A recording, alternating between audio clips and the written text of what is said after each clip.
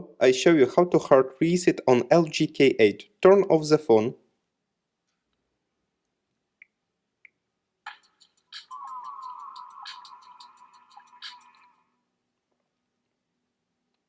Next, press and hold the power button and volume down key for a few seconds.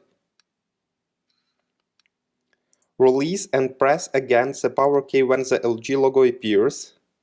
Now use volume key and power button to select yes and yes.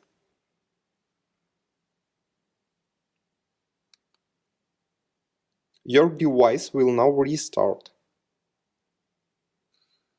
Successfully, the hard reset is completed now. Subscribe to our YouTube channel and rate the video.